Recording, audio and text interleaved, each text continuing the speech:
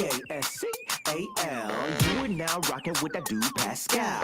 We be going wild, Haitian in the building, so original. Got the haters catching feelings. Get your hands up to the ceiling and keep them held high, cause St. Louis isn't ready. Forget about it, goodbye. Hold up, we just saying hi. Five somebody, rise up. Weekdays, catch us live, somebody. Let's go. Good evening, everybody. Good morning, good afternoon. Welcome to the Pascal Show. Hope you guys are all doing well out there, enjoying your day. Sorry for the delay. Had to change shirts. Had to quickly change shirts. It is raining like crazy outside, and was trying to get my dogs outdoors. That was not happening, guys. That was not happening. But the shirt that I had on earlier is now just, yeah. I had to change, y'all. Okay? I had to bloody rain. I had to bloody change my shirt because it be raining out here in these streets, okay? But I appreciate all y'all being here, being a part of this conversation, because honestly, there's a lot. And of course, we have been very focused on this particular story and all that. And be on the lookout. I got a new pop-up video coming up to you guys this evening with some more new information about another case that I've been keeping close watch on, that I've talked about many times. We should continue to bring that story and their name up as much as possible. So I just wanted to let you guys know there will be a pop-up video a little bit later on that I think you guys would really appreciate the information. There's some new details, and I'll explain in that video. Just a little teaser. Find out when it pops up, and I look forward to you guys going and checking that out, okay? But anyway, like I said, this one we got to take a look at, okay? We got a very interesting video to I don't know, consume with our eyeballs. I'll just say that. This one's very, very interesting, and I'll explain in just a little bit why I say that it's very interesting. So, before we get into everything, do me a favor, hit that like button down below. Send it past 300 likes as you guys start to file in. That would really, really mean the world to me. Okay? That would really, really mean the world to me. I was going to, kind of chop this up and do it as like some sort of pop-up video as well. But then I said, you know what? I'd rather just do a live reaction to this as a family. We can look at this information, consume it, and just move on, right? Kind of move on from it. But I think this is going to be very interesting information nonetheless. So be sure to hit that like button down below. Send it past 300 likes. That would really mean a lot. It helps with the story, helps with the show getting out there to other people. More eyeballs means more messages getting out to as many people as possible. So I need your help. Hit that like button down below. And of course, if you haven't done it yet, I don't know what you're doing, y'all. Damn! Hit that subscribe button too. You're missing out on one of the best parties on this side of these YouTube streets. So hit that subscribe button. And of course, hit that join button down below if you want to support this channel. Okay? That'd be greatly appreciated as well. All right, so let's get into this thing, y'all. We got things to get into. Okay? Now, there's not going to be like a whole lot of articles or anything crazy like that popping off this evening. In fact, it is just one video that we are going to be looking at together as a family. You see the title down below. Yes, a former classmate, a neighbor, and I would just throw up like really loose quotation marks, calling him a friend. 3 individuals, 3 men have stepped forward and have actually spoken out about Bryan Kohberger, Mr. BK, the man, the monster, the alleged monster that is the prime suspect and the only person that law enforcement believes was involved and responsible for taking the lives of the Idaho 4. Kaylee, Xana, Maddie, Ethan, on November 13th. We all know that information, right? We all know that. But one thing we don't know is a little bit more about who he is. Now, let me preface that by saying there's a lot that's been said about him. a lot. But now we're finally getting people stepping out and speaking on behalf of who he was, what kind of character he is. It's not a was, he's not past tense, right? He's still here, okay? But he is something of a little bit of an anomaly. What's the word? An enigma, if you will. We're all still trying to figure out, who the hell is this dude? Who is this guy that allegedly did these things, these horrific things to these four? We're still trying to figure that out, right? So these three have stepped forward. One of them is going to sound a bit familiar, and I'll explain why in a little bit. But I wanted to give you guys a watch, little looky-loo into this video, and watch it as a family, because I think, you know, like Vin Diesel, family over everything. I figured you guys would appreciate it. Us doing a live reaction to the actual interviews of this particular video. Now, the thing is that Law and Crime did a kind of like an exclusive breakdown, and they kind of did a special trying to understand or do a deep dive into Mr. BK, Monster BK. Okay, Nothing Burger, Cold Burger. You guys have been calling him so many different things. Somebody even said, BK, have it your way. And I said, hell to the no. He is definitely not going to have it his way. And he definitely not a Burger King. Okay? But somebody really did say that in the comments. But obviously, we've all been wanting to know what is going on inside the mind of an alleged monster. What led up to this? Who are the people that he interacted with? Was there ever anything that was said to any of these other people that could have been a hint on his plans of doing what he's suspected of doing? So like I said, you see it in the thumbnail, you see it in the comment, you see it in the title down below. 3 individuals stepped forward to speak about this. So we're going to take a look at pieces of this. We're not watching the whole doggone thing. It's going to feel like we're watching the whole thing, but it's really not going to be the whole thing. We're going to be going and jumping into chunks of this because, again, one, I want you guys, and in fact, I need to do that too before this show is over. I want to make sure that we have that you guys have the link as well if you want to have that in the so I'm going to make sure I put that into the chat, or not in the chat, in the body of this show really quick. Make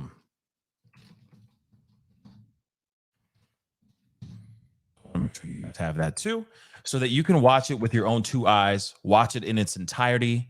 I already just put it in there. It's in the description box down below. So please be sure to go and take a look at that. Okay. Now, the thing is, there's a lot to look into. We're going to be breaking this down bit by bit. I have to do this, and I have to say this too. I have to jump in and out and put in my commentary for fair use. It's just how the things are. But I know a lot of you guys have a lot of questions and want to hear some things. So let's jump right into this. Again, do not forget to hit that like button down below. Send it past 300 likes. That would really mean a lot to me. Okay. And let's rock and roll, shall we? Let us rock and mother love and roll. One other thing too, please be sure to hit that number 1. Hit number 1 to let me know you guys can actually hear what's going on here. Okay. So let's go. With less than 5,000 total students. It's a small school. It's not like it's a Penn State or a Pitt or a Temple. It's a very small school in a cornfield. So if you go there, you know most of the people within your study and pretty much everyone that goes to the school, and he was not known. It's here at DeSales University where Kohberger really got his feet wet in the study of criminology. He received both his undergraduate and graduate degrees here, and DeSales officials tell me he studied in this very building. Inside the walls of Dueling Hall, then undergraduate Josh Ferraro met psychology major Bryan Kohberger. At that time, I would have never said, oh yeah, that guy would do something like this. He may have been a little odd or a little off, but like other than that, you'd never expect someone to be allegedly part of a quadruple homicide ever. Ferraro, who graduated from DeSales with a bachelor's degree in criminal justice, is a self-proclaimed true crime junkie. I was following it day one because who hears about 4 college students that are unfortunately murdered, and how do you not want to keep up with that? So I got on TikTok, YouTube, Google, and I vigorously kept up with this case. It came Now, I want to point this out really quick. I know that a lot of it's kind of a trip down memory lane, and you might recognize this gentleman, not Bryan Kohberger, because we all know who this mother lover is. But I'm talking about the guy that's speaking right now. You might remember him because in a second you're going to see a TikTok that he actually did. Talking about, oh my God, during that time, oh my God, I went to school with him. I was a classmate with him, so on and so forth. Now, one thing I want to say is, in no way, shape, or form is anyone ever going to know that somebody's out here doing no good or is thinking about doing no good. Ain't nobody going to be out here trying to do that. Okay, like you're living your life. You don't sit there and automatically assume that every awkward person, any socially inept person that you meet is automatically someone who's a mass monster. You just don't do that. It just doesn't happen that way. Okay? So I think it's fair for people to take in this information, because a lot of it doesn't process until later, until after the fact, unfortunately. You see the red flags, but you kind of just let it fly by because you're thinking he just might be awkward, or he might be this, that, and the other. You don't automatically think that he's going to actually do something of the sort. This is something I wanted to say really quick before we move forward and listen to these 3 men step forward and speak about their interactions with BK. I think that's important to have just sitting in the back of your mind. Okay. And yes, Mary P, absolutely. This is, I'm going to be reading a lot of your comments here, guys. So please definitely put in your comments. I will be reading them. We're going to be going through this slowly as a family. So yes, Mary P, because you give you give people the benefit of the doubt. Absolutely. It would not make sense for us to automatically go, oh, because he said that, or because he has a dead stare, that suddenly what you would categorize as a dead stare, suddenly this guy's a mess, such and such. I know a lot of people who have dead stares and might be socially inept or socially awkward. I wouldn't automatically say they're out here trying to plot something unthinkable. But again, you just never know. Okay. But let's continue on with this. Okay. And I appreciate all the comments. Keep them rolling in. I appreciate it. Okay. And where's that? Because I see 2 different chats. Hold on. That too. Many on the spectrum as well. Okay. Many on the spectrum do as well. And you have to be understanding, respectful. You have to. You can't just automatically assume. And I do feel that maybe he is on the spectrum. He may be. Doesn't justify anything. Doesn't say that he's, because he may be somewhere on the spectrum, that means that justifies what he's done. What he did is unthinkable. No person would do this. Okay? Whether you're on the spectrum or not. But let's continue, guys. Let's continue. It was a surprise then when Ferraro's one-time classmate was charged in the murders. And that's why it's like shocking to me, because this guy was such a normal dude, average Joe type person. You would never, you don't know what's under people's skin. God forbid if he didn't do it, great. But all the signs point to that he did. After news broke of Kohberger's arrest, Ferraro recorded his reaction and posted it on social media. I went to college. Remember this guy? I'm going to roll it back, but this is the dude. He just has a very, very clean shaven face now. in this new interview, but I'm going to play this video. But we all remember this TikTok. We all remember this TikTok. Okay. Let me roll back just a tiny bit more. Okay. Repeat that last part a little bit. After news broke of Kohberger's arrest, Ferraro recorded his reaction and posted it on social media. I went to college with Bryan Kohberger. I've been looking at his picture all day. I've been saying the name all day in my head. And I was like, I know this guy. I know this guy. And then he went to DeSales University. I'm like, I know I had a class with him. I know it. I know it. The name sounds so familiar. Back in 2018, Ferraro teamed up with Kohberger for a project on Daphnia, or water fleas.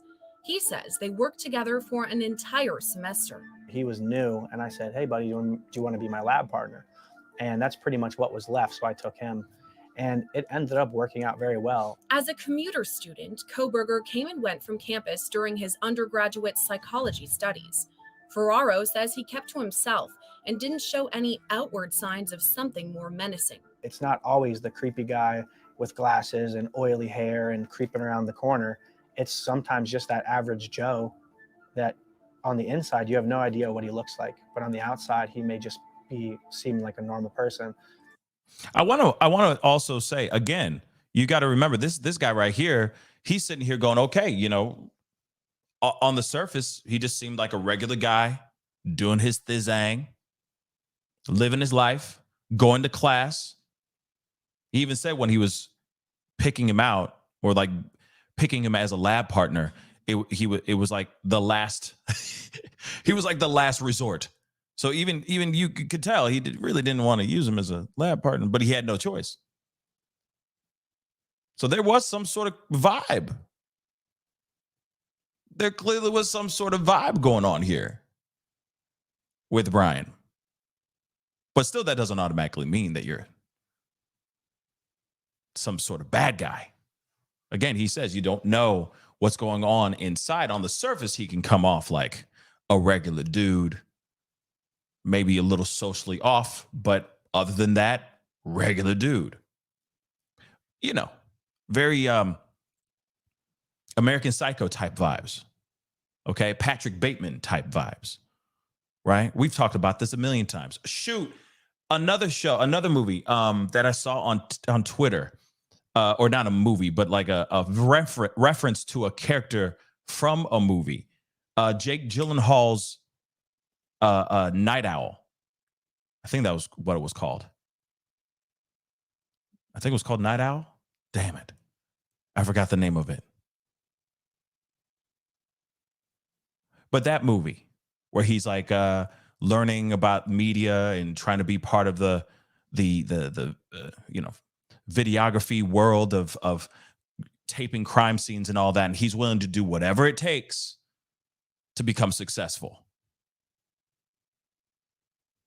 And that sunken, gaunt look, Nightwalker, Nightcrawler. There it is. Nightcrawler. Thank you. Not Night Owl. Nightcrawler. Thank you, guys. Nightcrawler. Yes. Thank you, guys. Exactly.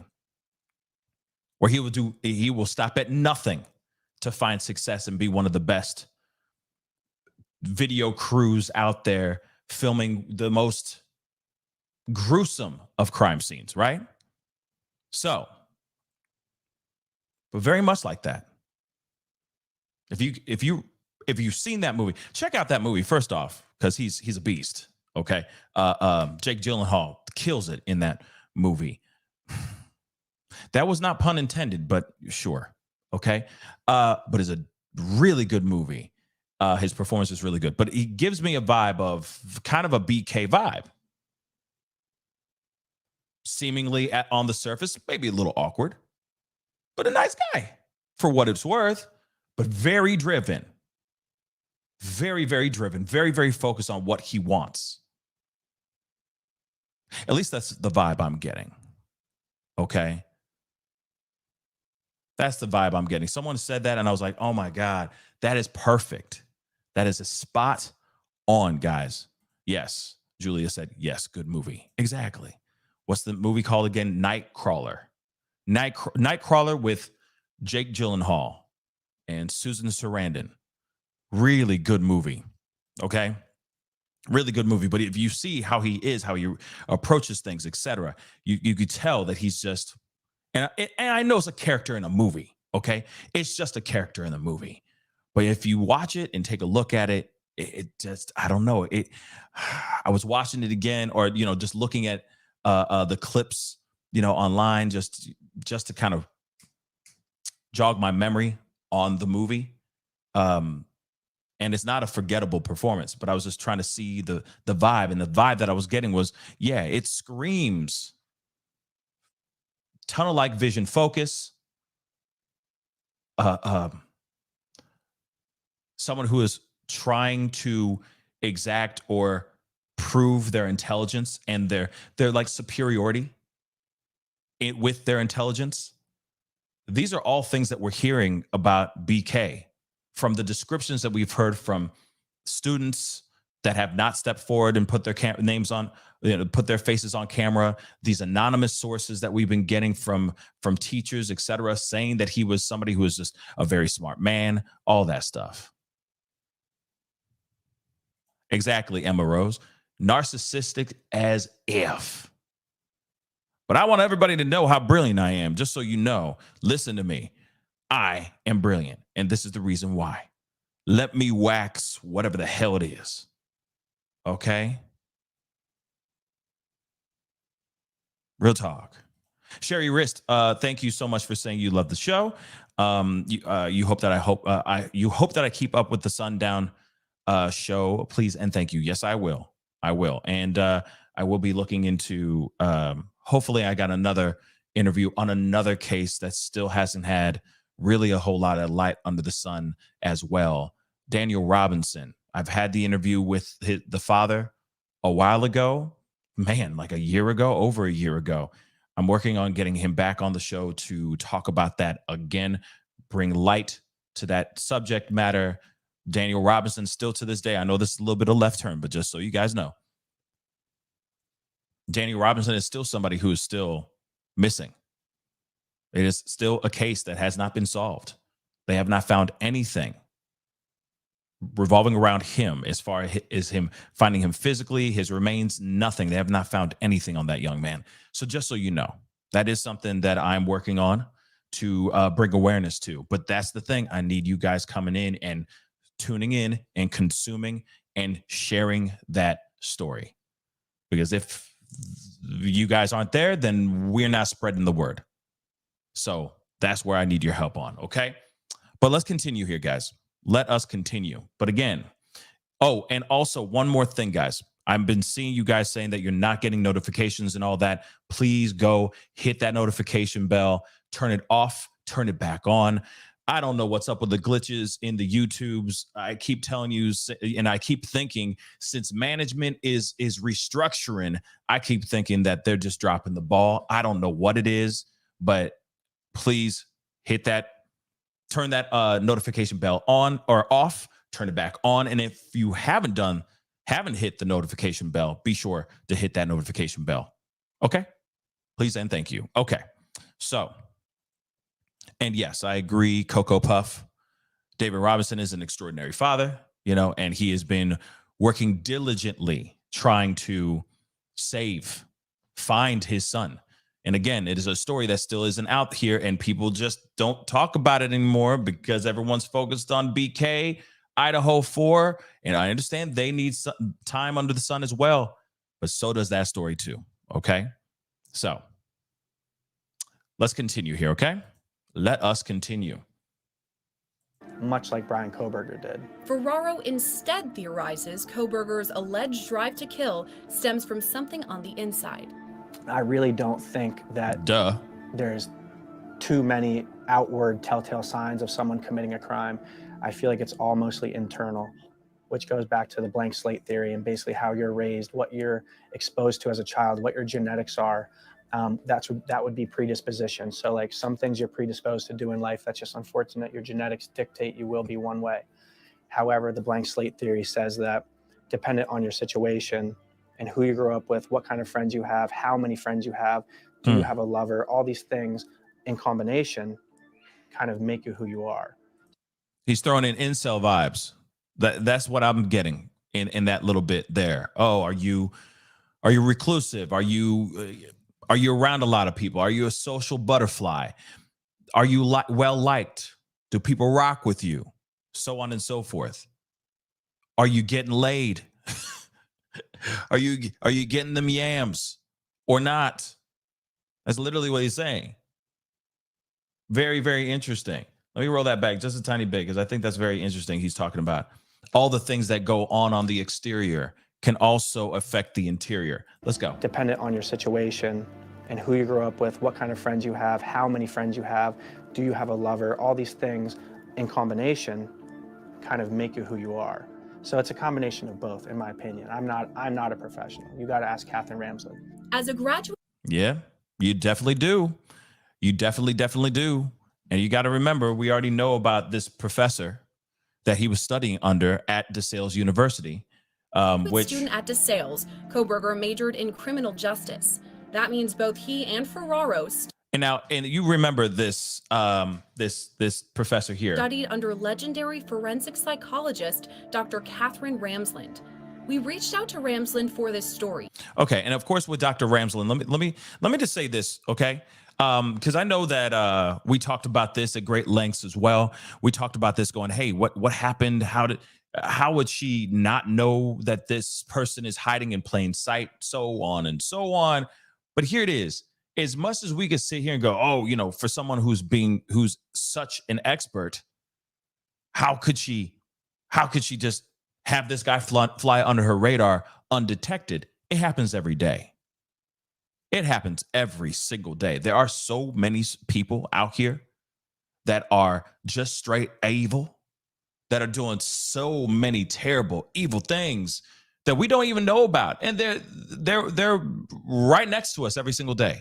We talk to them every single day. We see them all the time, all that. I just don't think it's because I know that she got a lot of flack, a lot of negativity flooding towards her over something that I think she had no control over. She's doing everyday life. She is teaching these kids. She is trying to teach the future I don't know, experts out here. You can't sit there and just psychoanalyze every single last person that you come across. That's insane. That's absolutely insane. You go through your life hoping that in your mind, what you believe in is that people are innately good, that they lean on the good side, and you hope that everyone else thinks the same way and proceeds on in life and continues doing good things. That's what I would think everybody would be thinking. Not everybody going, oh, everybody out to get me, and this kid must be plotting to do this, and this. No. I think she was a teacher. She was teaching these students. He happened to be one of them. That's a lot of people to deal with on a daily basis. Even if it's a small class, it doesn't matter. There's still many personalities that you have to deal with and manage in those classrooms. So I feel like if there is still any flack going against her right now, I feel like that is not entirely fair for her. To her, I mean. Sorry, guys, just trying to queue up the next part here. Because like I said, we're not here for... The end part is when it gets real nice and juicy. Okay? The end part is when it gets nice and juicy. Okay? Let's see. Julia said, unfortunately, it's no longer like that. Oh, I don't know. Mimi is talking about somebody else, I'm assuming. Jess said, you only have those instincts if you've been around evil in your younger years. And if you felt that evil in your younger years, you know what damn evil is. I do agree with that too. There's always that inkling. There's always that sixth sense, or that that je ne sais quoi, that you can't even explain it, that is just within all of us. If you've had a bad experience in your past, suddenly the spidey sense starts tingling, starts popping off. Okay, Julia, exactly, that intuition starts to pop off, and you're going, well, something not right. Something not right with this dude. But at the same time, though, even when that intuition's popping off, even when the spidey sense is cracking like crazy, a lot of people avoid it. A lot of people don't listen to their gut. They just say, nah, I'm crazy. No, I'm the one who's crazy who's thinking that, for thinking any of that. And then guess what? Crazy stuff happens. Unfortunate things happen. Yes, Kitty. That's basically what I'm trying to say. Okay? Trust your instincts. A lot of times it's right. Tyler, thank you so much for the 2. I want to believe most people are good. I believe that most people are innately good too. I just think that there's a lot of things, a lot of elements on the outside, like what he just said a second ago. Farrar, I think is his last name. That's exactly what I'm talking about here, where there's other elements in the world, and I'm not trying to justify anything for BK. Let's keep it real. If he is the man who did what he did, I don't care if he had a tough upbringing. I don't care if he's an incel. I don't care if he never got laid, was always just by himself. It doesn't matter. It still doesn't justify the means. It doesn't justify what he did, what he's alleged of doing. I still think, of course, my personal opinion, with all things that are being pitted up against him right now, he's going to have a very hard time in court. Very, very hard time. He is going to see the inside of a prison cell for the rest of his natural life. Just because he had a bad upbringing or because he didn't have a lot of friends does not justify taking the life of 4 college students or lurking, following them around, lurking, and then doing the unthinkable to these kids, to these young students. That's insane. And that does not, what your past was, does not justify it. It doesn't. Okay? It really, really doesn't. But he's breaking it down. He's just explaining, hey, all this around, all his life, there could be outside elements that inspired him to be this way, or it could literally just be interior. It could be genetic. It could be within his bloodline. There could be something that's just not mentally fully sound in his mind. It could be a physical thing. But in this situation, it feels like it may be a combination of both. You never know. Let's continue.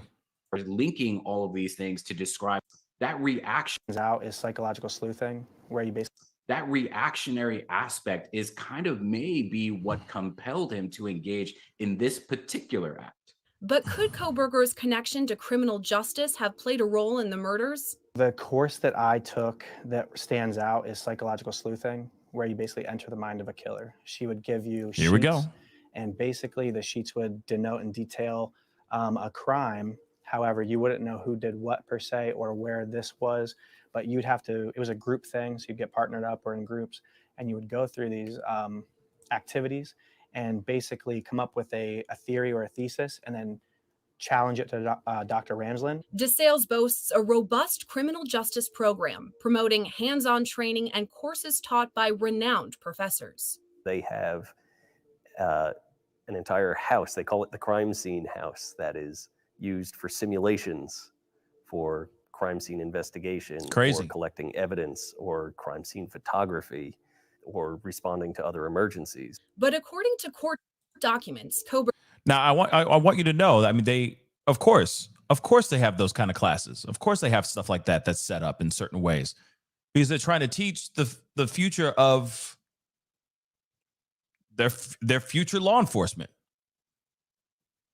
That's it. So I get that piece, but you got somebody who's in there learning about all this stuff too. You got somebody who's now in jail right now that was learning all these things, learning how to comb through a crime scene, how to analyze, how to evaluate.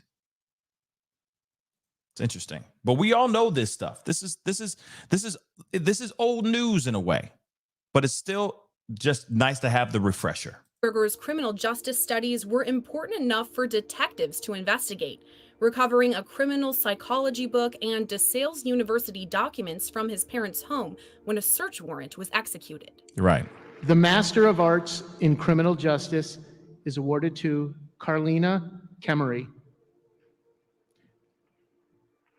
Jenna Cook. This fist bump kills me every time. Bryan He's so awkward. Kohberger. We reached out to Kohberger's entire criminal justice. He's so awkward. I'm sorry. He is so awkward. Oh, he's so awkward. One more time. Take a look at that. One more time. Request for an He's so Jenna awkward. Cook. Bryan Kohberger. We reached out to Kohberger's entire criminal So justice awkward. graduating class for this story, but his classmates either didn't reply or denied our request for an interview. Are you surprised? Are you surprised? People were sitting there going, I ain't in it. My name's Bennett and I ain't in it. I don't want nothing to do with this conversation. You tell me he didn't expect, y'all expected everybody to be like, oh yeah, I was there and I was friends with him. Everybody's going to sit there and go, nah, man, bye-bye. I don't want anything to do with this. No. I don't want him coming in my house. I don't want, another person. These people could still be out here. You might just have one person, baby. There might be more. F that. Bye. I ain't saying nothing. Don't ask me about Bryan Kohberger. No offense. Yeah, I ain't with it. And then that part, Emily. Yeah, no smile whatsoever. It's just a fist bump. And it looks like, I don't know if that's the dean or whatever, but he was, fist bumping everybody. But I think that's just hilarious. The fist bump, and he just takes it and he just awkwardly waddles away. It's very strange. Okay. No smile, no happiness, not nothing. Exactly, Tyler. No, nothing. Not a nothing. Okay. Weird, guys. Weird. Personally, weird. But let me roll this back a little bit because I cut this off right when I don't mean to interrupt, but do you blame these other students for not wanting to speak out and say anything right now? Damn right, they're not going to say a doggone thing right now because they're scared. Okay? They're scared, guys, and absolutely understandably so. A request for an interview. One classmate told us via text that DeSales University, quote, sent a general communication that suggested everything go through the university as to be respectful of the ongoing situation. Now, let me say this, going back to this, and of course I'm doing all this breaking down. Hold up. Request for an interview. Okay. So they sent a general communication that suggested everything go through the university as to be respectful of the ongoing situation. Then they said, if you still have the email, could you send a screenshot? I do not. I'm sorry. That's okay. I appreciate it. No problem. Thanks. Now, one thing I do get, DeSales is going to play full court press on this bad boy. Why? This is very bad PR for incoming students and the sort. Any of the graduate students, any of the students that are interested in going to DeSales for criminology or criminal psychology or whatever you want to call it. Yeah, they're absolutely worried. Just like University of Idaho and Washington State University. All three of them universities are all concerned because let's be real. This is bad optically for all these schools, all these universities. Yeah, I understand that the tragedy happened on one campus, but he did matriculate at another one under the guise of and under the guidance of another brilliant criminal psychology, criminology teacher. And then you have this other university where you have the tragedy, and then you have Washington State University, in which he was going there as a TA. All three of these universities are going to do everything they can to either push this down so that people don't remember this, or have some sort of liaison, some sort of spokesperson that's going to speak on behalf of everyone. And I think that's what's going to happen with DeSales, because everyone's going to be asking about DeSales. Maybe not as hardcore, but as this trial, if this trial actually goes through, they're going to be looking at all three of these universities. Trust and believe. They most definitely are. Like I said, this story will never be over until we hear guilty and then the slam of that gavel. Until we hear a verdict. Well, if they say not guilty, this story's not over. But if this is guilty, slam of the gavel, it's a wrap. Then maybe those universities can sit there and go, okay, we just need like maybe 1 or 2 more years and everyone will be moving on to that next big true crime mystery. But for right now, everyone's focused on these 3 universities because this is where he either went to or took the lives of kids from. So let's continue. Classmate told us via text that DeSales University, quote, sent a general communication that suggested everything go through the university as to be respectful of the ongoing situation.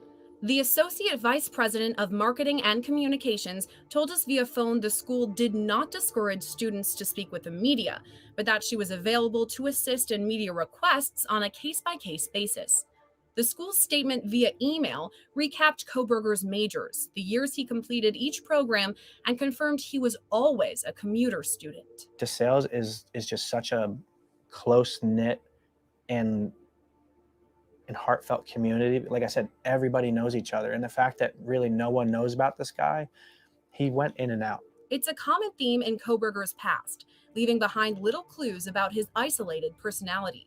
Multiple people who knew Kohberger tell us he was strange, but hardly memorable. He was kind of awkward. Okay, so this is the neighbor. Okay, before we jump into this, okay, I wanted to give you guys a little bit of that because I wanted to talk about that university, the Sales University situation. But you might remember this guy, or at least you might remember his voice. So this is 15 minutes in. Let me take this down real quick. We're coming back to it. I promise we coming back to this. Trust and believe. But I want you guys to I want to send you guys a quick reminder. Now, a while ago, we had Nancy Grace going down there. Remember? There was a huge, it was people were losing their minds going, how dare Nancy Grace go down there and use the house as a backdrop and blah, blah, blah. Remember all that? People were up in arms about it. Well, not everybody, but, the world was torn. She went out there. She interviewed the neighbor. You don't see him in this video, but take a listen to his voice. Take a listen to his voice. Real quick. This is the neighbor.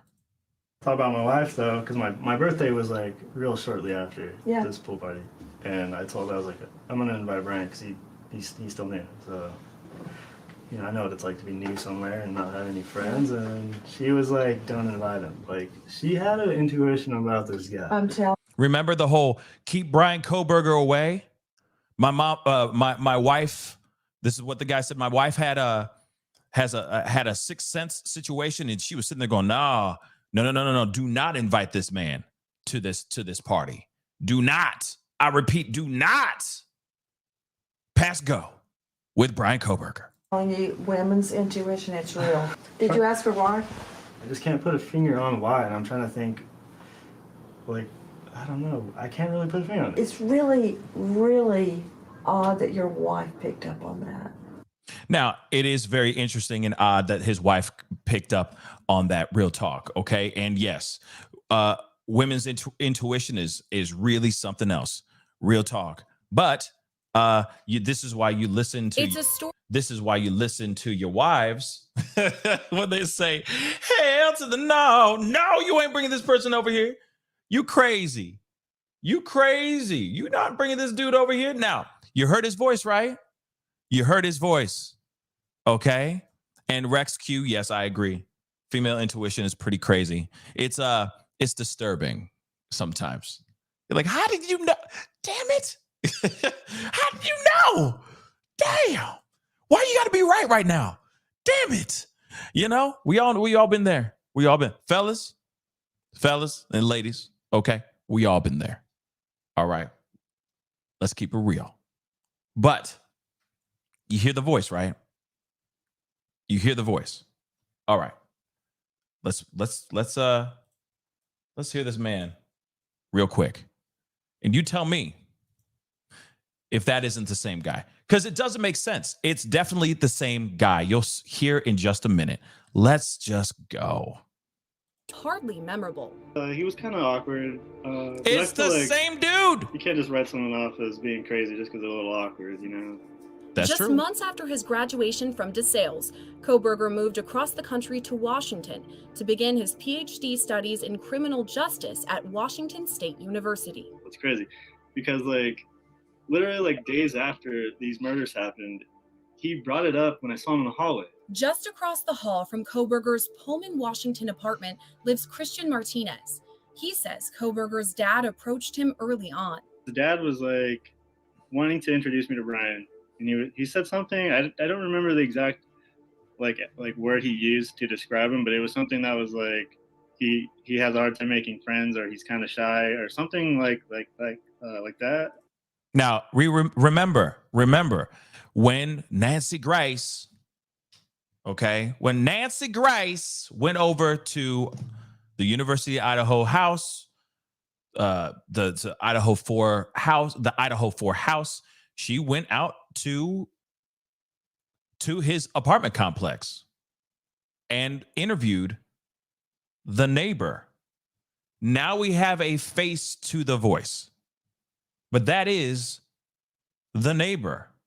And again, he basically recants the same story that he said to Nancy Grace when she was standing in his door at his doorstep. And he's like, yeah, he was just awkward. He was different. He was weird. A little socially inept. His father was going out of his way and saying, hey, can you please be his friend? I mean, we understand that his mother was doing the same in other situations as well, trying to get him to get all chummy with people, because he was a socially awkward kid, socially awkward guy. And just like any good parent, you're going to do everything you can to make sure that your kids aren't alone and sad. But maybe the parents never underestimate the power of denial. Okay, parents, never underestimate the power of denial. But a lot of parents will do everything they can to make sure that their kids are safe and happy. And it seems like this was just loving parents trying to get their kid to be comfortable in whatever environment he was going to be putting himself in. But let's continue. And I will say this too, Martinez seems like a good ass dude. Just a good guy. A neighbor. Maybe he's a little socially awkward himself as well, but seems like a really nice guy and was willing to at least try to bring BK into his circle of friends and whatnot. So let's continue. Martinez tells us Kohberger kept up with the murders and even brought them up as a topic of conversation. He was like, oh, did you hear about these murders that happened? And it was like so short after they actually happened, like there was barely any news articles out. So there wasn't much that I could have like read. So I was like, yeah, man, that's crazy. Yeah, of course I've heard about him. And he was like, yeah, it seems like they don't have any leads. And I'm like, yeah, I mean, there's not much about it, there's nothing, I have no details really to say. But yeah, and then he's like, yeah, it seems like they think it was a crime of passion. Those were the two things he said. Now, we already heard this piece before. Again, this is kind of like almost like a recap of some information. If you've been watching my show or many, many other shows, a lot of content creators have been talking about all this. We dove into this whole neighbor saying these pieces of information. We already knew about all of this, him having a conversation with his neighbor being like, hey, did you hear about what happened with the Idaho 4? Sounds like a crime of passion, etc. To me, it seems like he was trying to feel the vibe, trying to get a sense of, well, one, if Martinez, his neighbor, knew anything, if cops were hot on his trail, and also to see if, in his mind, his hard work, maybe his genius plan had become talk of the town in the town that he was actually living in. The guy's crazy to me. To me, even when you look at this photo here, I get it. He's just like, what's up? But I don't know. If I's innocence, I'm not smiling. I'm angry as hell. I'm just being real. I will sit there fuming, angry. And I know that might optically look bad, make him look like a ravenous, rabid, murderous dog. But at the same time, I'm not smirking at nobody. I'm sorry. I'd be too busy trying to prove my innocence. But that's just me. That's just me. Let's continue. Was that they had no leads and they think it was a crime of passion. On top of that, Kohberger may have had a fascination with death or killing. One thing that stuck out was it was kind of like on the subject of what it would take to like take someone's life. Like it was kind of like he was trying to see my perspective on, well, I guess, taking someone's life. So let me real quick before we continue on. He is having a full-on conversation with a neighbor, asking him about unaliving somebody and how you would do it.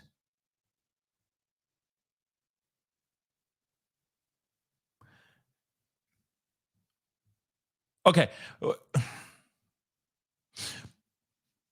me say this too. And yes, Lorelei, I agree. Big, huge red flag. Instantly. But if I'm just asking the question. I'm just throwing it out here. Okay? I'm just asking the question. And hopefully I'm saying your name right. I'm sorry if I messed it up. No disrespect. But my question is this then. He is a criminology major. He is getting his PhD. He's about to get his doctorate in criminology. Would that be a conversation you have with people? That's a stupid question I just asked. But would it? I could see him having that conversation with other criminology students, just hypothetically speaking. Laura Lee.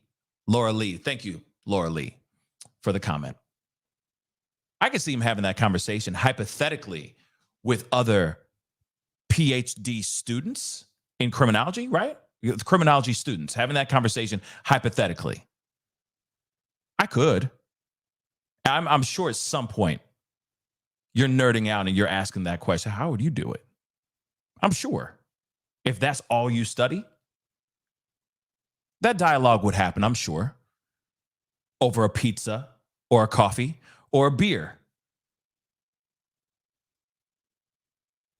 But your neighbor? Why would you ask your neighbor?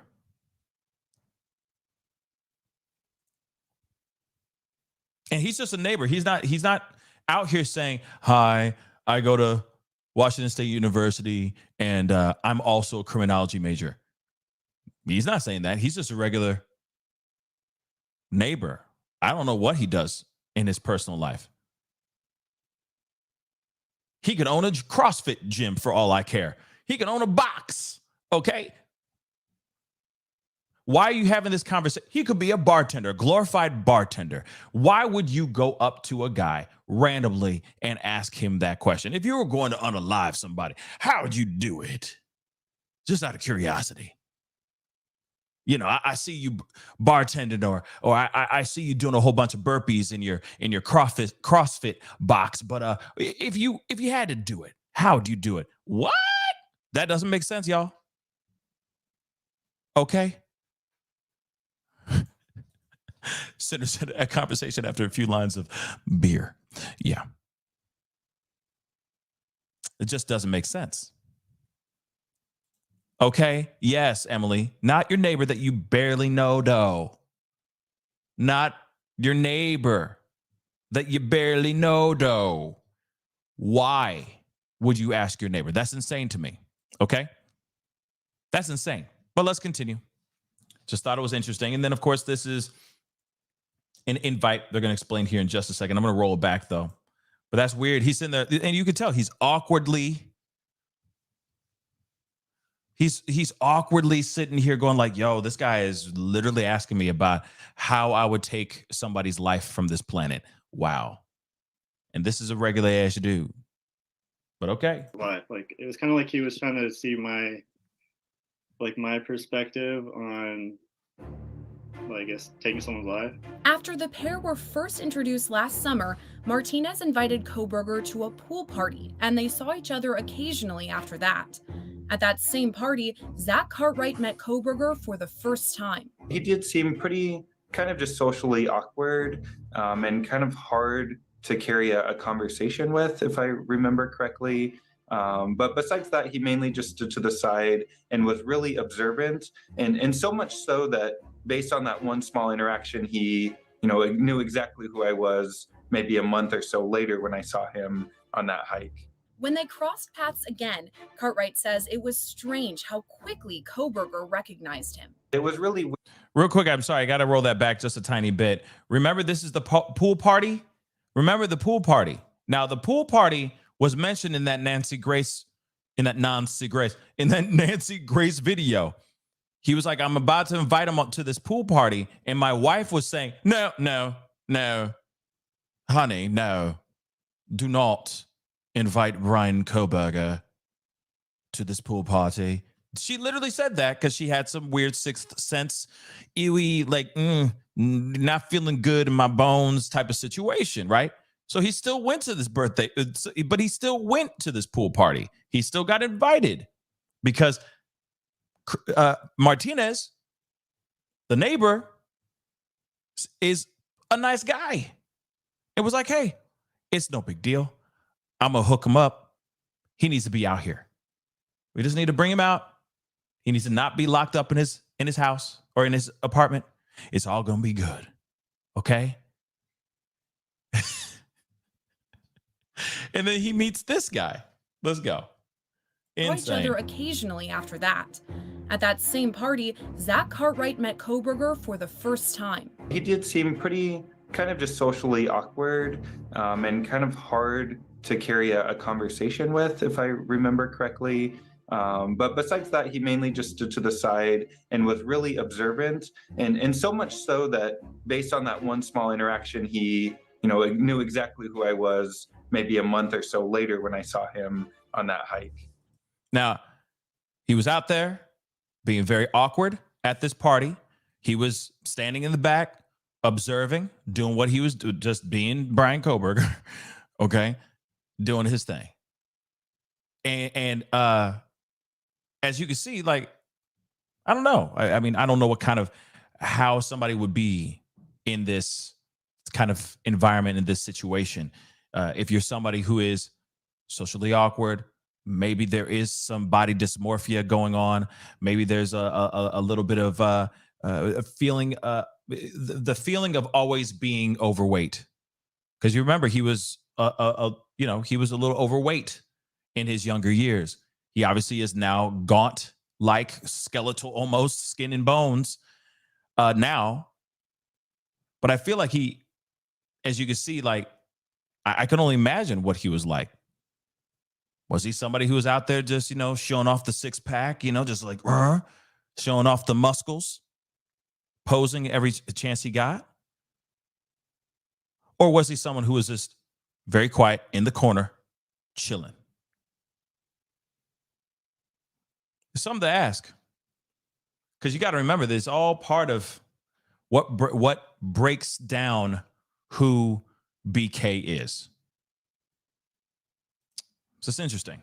Let's continue. When they crossed paths again, Cartwright says it was strange how quickly Kohberger recognized him. It was really weird how he approached me and the people that I was with, because he acted kind of like we were best friends, or it was like a reunion or something, and he was really excited to see us, and I had no idea really who he was right at that second. Those two small interactions proved important enough for Cartwright to be interviewed by the FBI after Kohberger's arrest. I did speak to the FBI at one point. I do believe that they spoke to a lot of people that were at that party.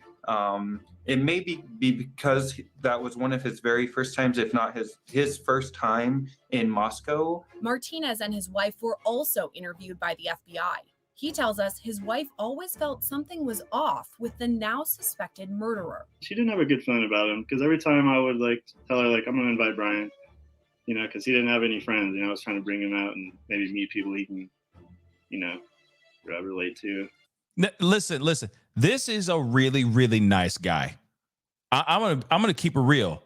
To me, this is the breakdown. This guy, to me, is the breakdown of a guy who is just a sensitive, caring, empathetic individual that has some compassion for a person that may not be super socially savvy in these streets. This is what I'm seeing from Martinez. And maybe there's a soft place in his heart, a special place in his heart for people who are not socially good at it, not socially fluent out here in these streets. This could very well be a guy who maybe was, when he was younger, was also socially inept, was also socially awkward. So he has a soft place in his heart for this guy. He's like, hey, I'm just going to give him a chance. Come out, hang out, blah, blah, blah. I'm going to keep doing the nice thing to help him not be in his shell, which could just be his apartment every single day.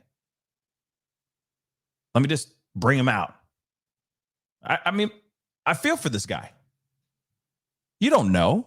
You just think I feel like I'm doing the right thing. I'm just being a good human being and helping a guy get out of his shell. But then he should have listened to his wife at the same time. His wife's sitting there going, no, he's weird. Baby, he's weird. And he didn't listen. Let's continue. But she was always like, no, please don't.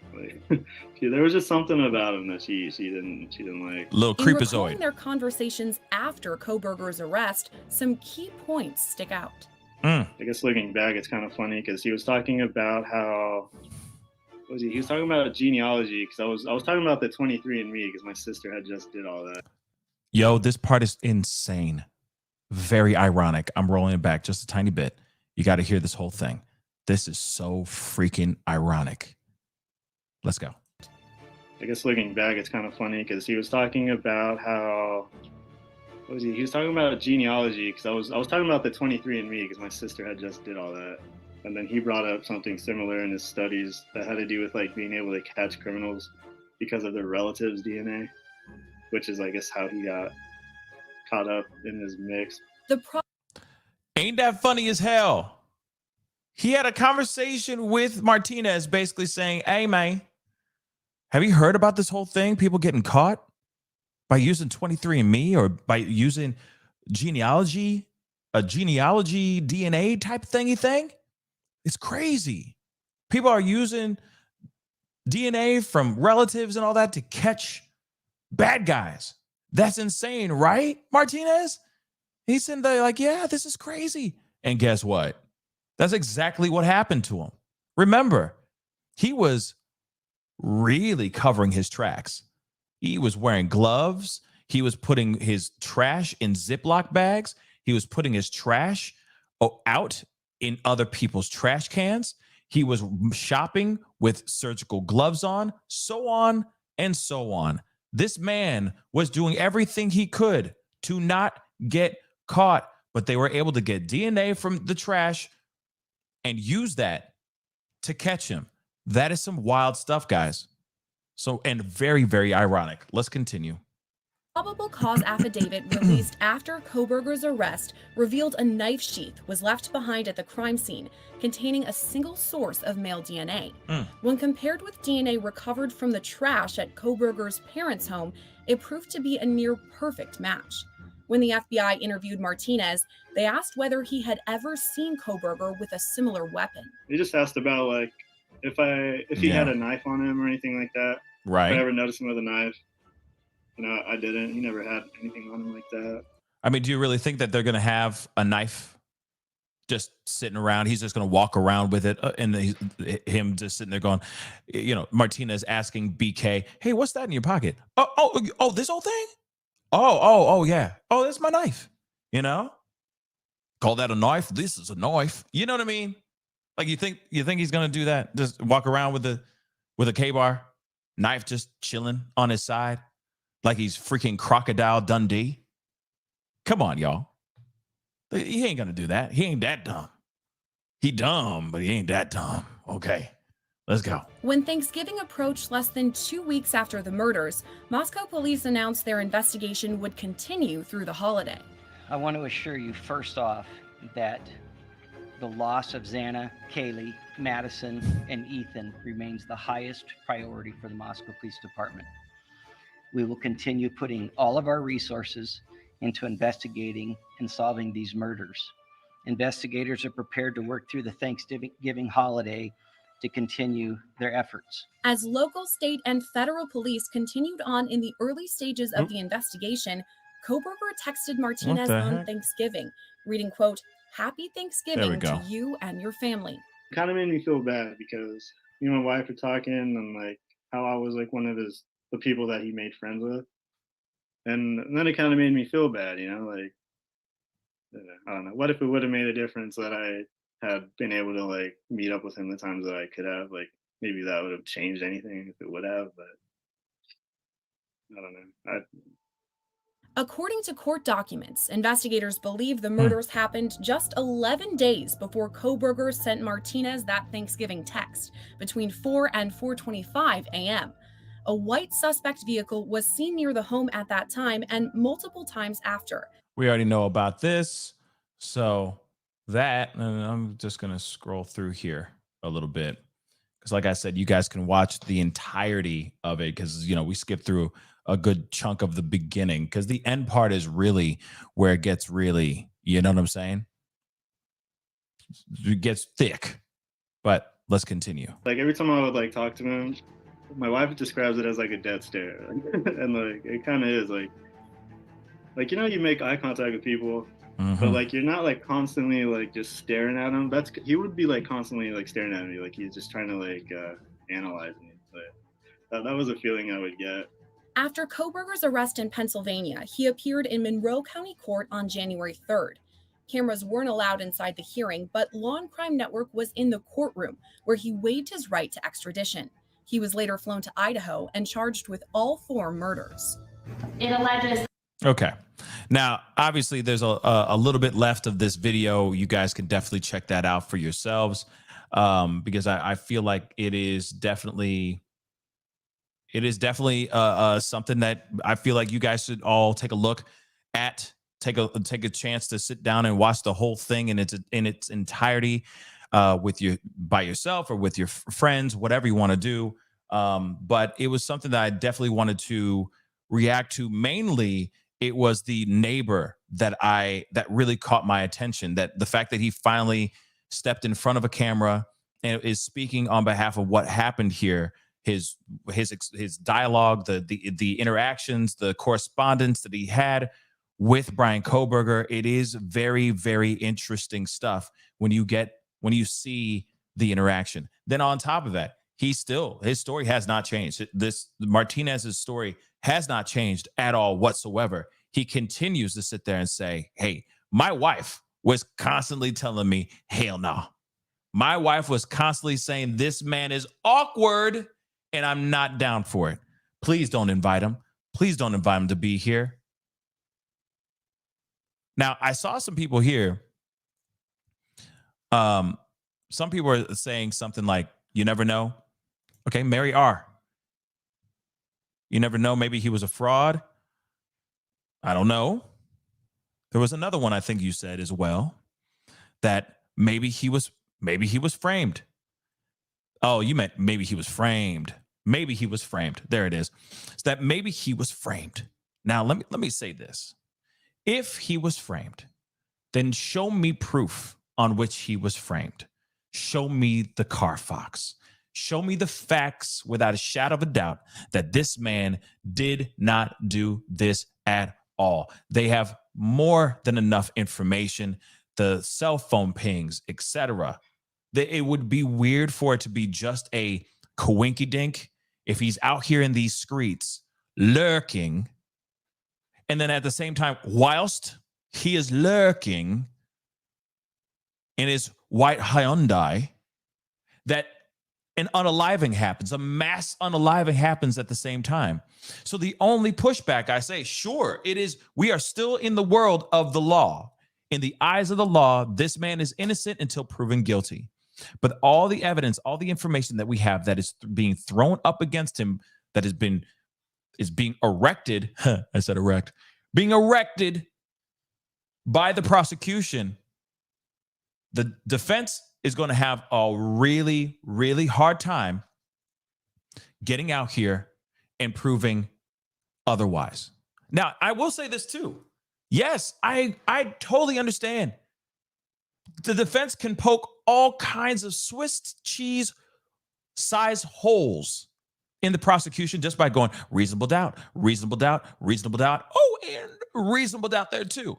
Clearly. But it's all going to be up to how everything is being presented. Prosecution can make a very, very big mistake.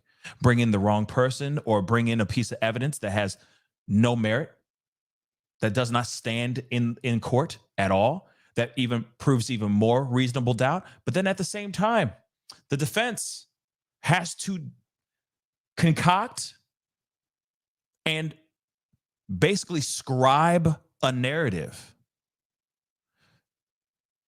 Scribe a narrative that would make the jury go, you know what? I'm sorry, guys, reasonable doubt. But right now, we're seeing everything. We've seen all the documents, the warrants that they have out. I mean, it's 769 mother-loving pages of this BS, y'all. Of course. Of course. The prosecution is going to do everything they can. They are literally going through it with a fine-tooth comb. The only thing that I see right now that is going to be an issue, okay, is proving that he was actually in that room. Or, sorry, in that house, doing exactly what they are saying that he did. That is the only thing I feel is the only part that the prosecution just does not have. And I will say this too. One other thing. They don't have the weapon. Now, I know in the last show I did, or the show before that, we went through that 769 about 200 pages. But we went through enough of it to realize and see that the knife is not in their possession. It could be anywhere. Man, it could be in the bottom of a lake. It could be buried in the woods somewhere. It could be anywhere at this point. We don't know where it is, and I don't think we ever will see it or find it. But they do have receipts. They have receipts of purchase and all that. And I will say this too. Just another question. Why? Why would they? Why would you have a knife sheath without a knife? Someone tell me that. Like, why would you have a gun without a magazine? Just doesn't make sense. Or why would, actually, let me say that again. Let me repeat that. Why would you have a magazine but not the gun? That just doesn't make any sense. Again, as much as it's, oh, he could be framed, he could have been framed, sure. But what made everybody, why was he the one singled out? There are millions of people in the world that they could have picked out. Plenty of other socially awkward, socially inept guys out here. Plenty of dudes that look like him. Plenty of dudes that have that dead stare like he does, as they keep saying. Plenty. So why him of all people? Why him? Why him? If he's an innocence, then why him? And then show me the Carfax. The only thing that they're having a hard time, prosecution is having a hard time doing right now, is proving that he was inside that house. There is so much going against him. The stuff that was the data, photos, etc., that are on his phone. I'm hearing something about Tinder as well. How he had followed them on IG, and that's all stupid things, but still, that shows some sort of intent. Cell phone pings. How he was driving around that night. Around that time. In his car, and the same car that they're looking for. Then let's cut all that BS out. Let's forget all that for a second, okay, ladies and germs? All right, fam, let's just cut all that out, and let's just talk about when he got back home to Pennsylvania for his holiday. And he went over there and he was doing his thing. Why would you walk around with surgical gloves? Why? That is a bit strange, don't you think? A little bit, maybe? A little weird. Oh, and let's not forget, when he got arrested, too. He was still wearing surgical gloves, man. In his own mama's house? What? That's a little bit weird. He was also throwing his stuff away in individual little Ziplocky baggies. Why would you do that? Now, the only thing I can see as a pushback on that is that maybe he had some severe OCD issues. But at the same time, who on God's earth, who on God's green earth would sit there and go, he's the guy we're going to frame? There's got to be more to this story then. And there's got to be proof that there was more than just one person around that house and whatnot. What, they just decided to find the same car he got and drive that around? That just doesn't make any sense, baby.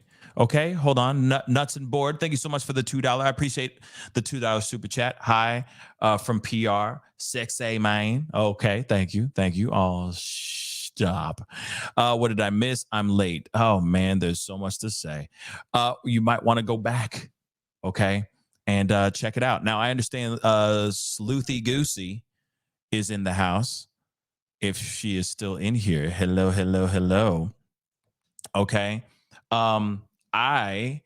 If you are still here, Sleuthy Goosey, let me check here real quick. Hold on. Just trying to see how far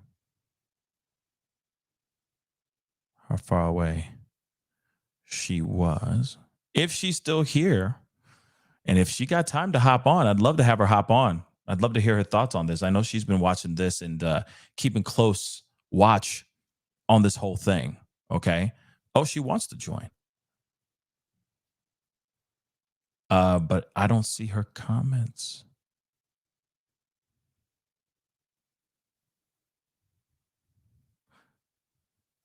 If she is here, because I'd love to get her.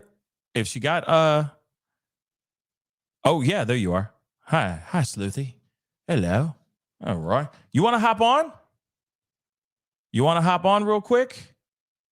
Love to hear your thoughts. If you got a quick moment, love to hear your thoughts on this. I can send you a link real quick.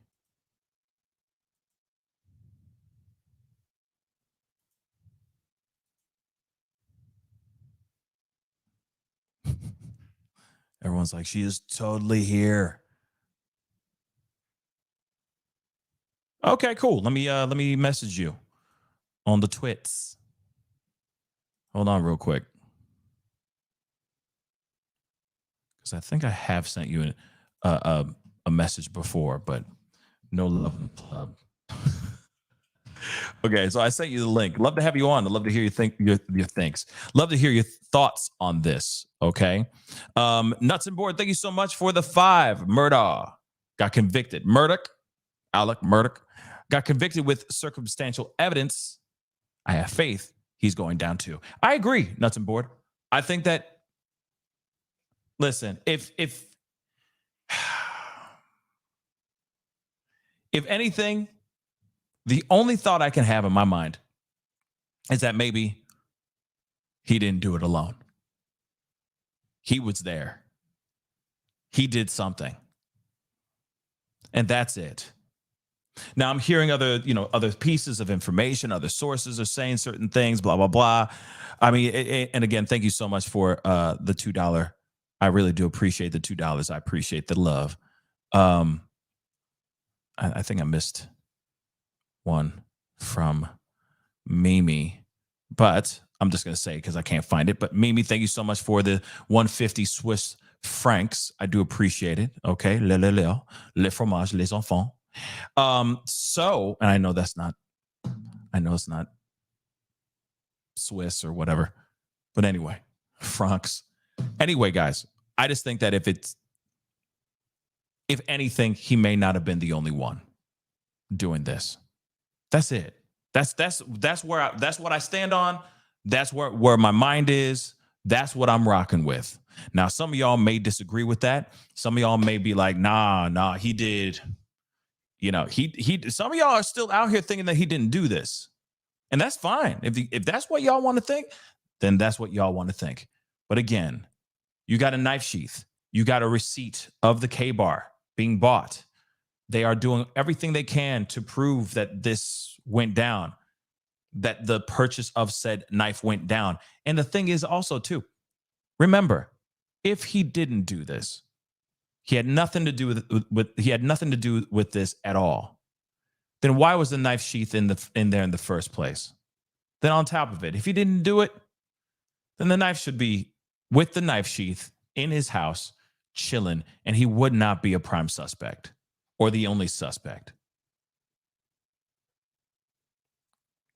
To me, it's show me the Carfax.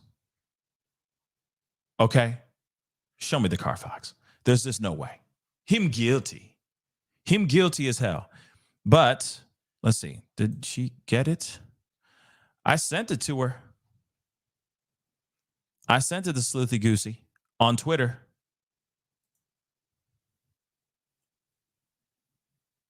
I messaged it to her. So hopefully she hops on soon, because it would be great to have her on. But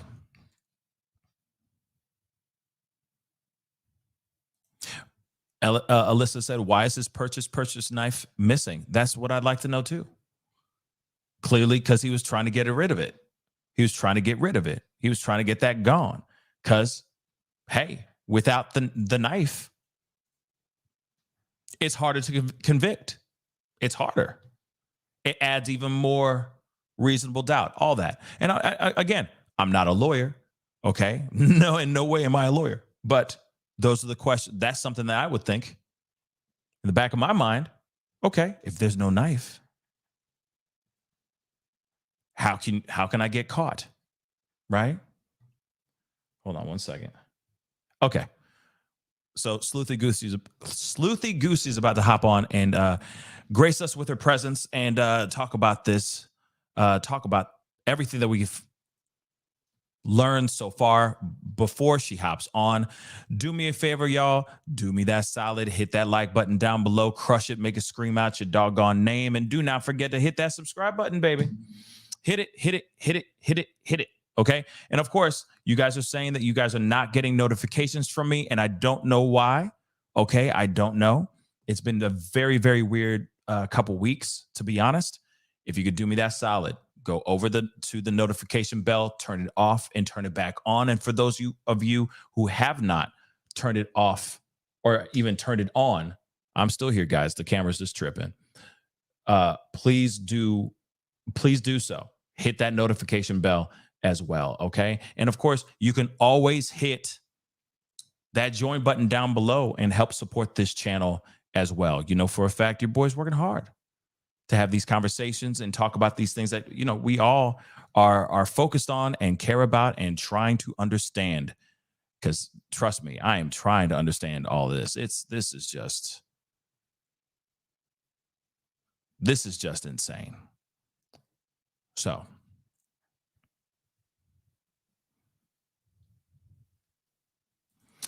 the Rando gal just said, I'd be searching every outlet mall. Yep. Every outlet mall on the West Coast for Under Armour stores for gear he used. Shoot, maybe he paid cash and drove far for supplies. Yeah, you're right. Okay, you're absolutely right. He has those unaccounted miles. Yeah, that's true. Let's be real. He out here. He's not dumb. He's not dumb, y'all. Okay, so hey, we got Sleuthy Goosey in the house. Hold on. You are muted. There you go. Hello. Hey.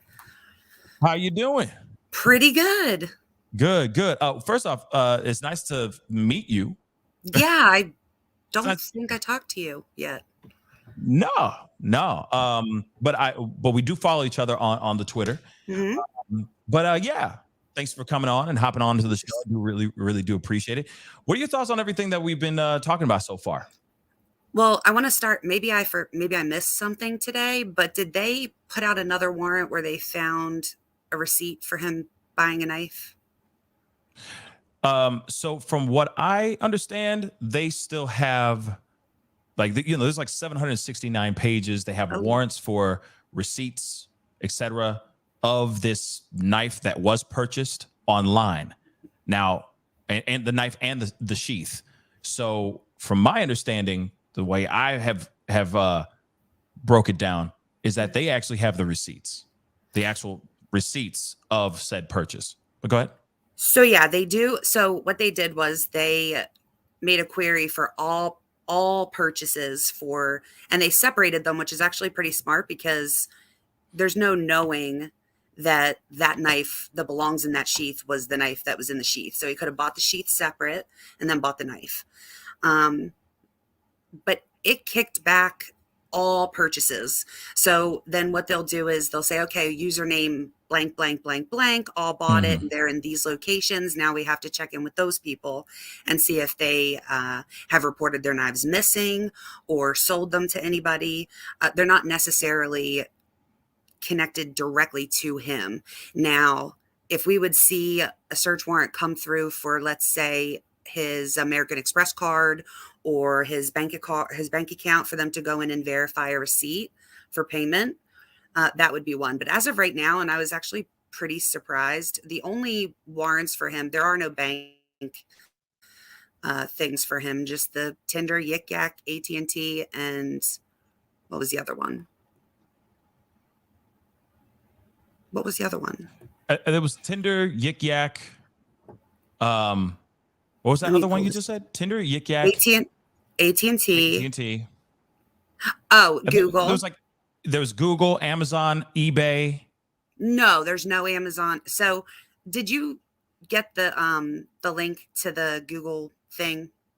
No, Google. I did. Okay, it's pinned. It's pinned to the top of my profile. I added a Idaho search warrant sheet, and it'll list like by name which accounts were checked into. It's a lot easier to look at it in order. But the only ones for him specifically was AT&T, Google, and then they put his phone extraction on a USB drive, Tinder, and Yik Yak. So there's no like Instagram, Facebook that we see anyway. I see. Hold on, I'm just pulling it up. Yeah. And I appreciate you doing this because of the Alpha David. So I appreciate you doing this because real talk, as we see this, Yeah, Say 700 again? pages is outrageous. Yeah, I mean, 769 pages, just to be exact. I remember reading through live on the show 200 of those doggone pages. And to the point where I mean, it was like reading through it and going through, and a lot of it was like the same repeat over and over and over again. So we were able to yes. kind of go through 200 pages pretty, not pretty quick, but quick enough in a span of 2 hours. But still, it was still a lot of information to consume in all one spot. Is just so much. What were you going to say? Yeah, and they don't redact in black, which bothers me. So my eyes will naturally like skip over the redacted parts, but when they're white and you can't tell where it's actually redacted, you miss things. I had to have gone through those 769 pages 10 times to get it in a chart to where the dates were all correct and the amount of people were all correct. It's really a lot. It's a lot. Yeah, it's a lot to consume. It's a lot of information, and especially if you are just regular people like, I mean, myself. I don't know about you. Obviously, you march to the beat of your own little drummer boy, but still, of your own little like true crime drummer boy. But I'm still learning about the way things are as far as the legal stuff behind it, the warrants, etc. That's all kind of new stuff for me. So I'm learning as I go a little bit as well.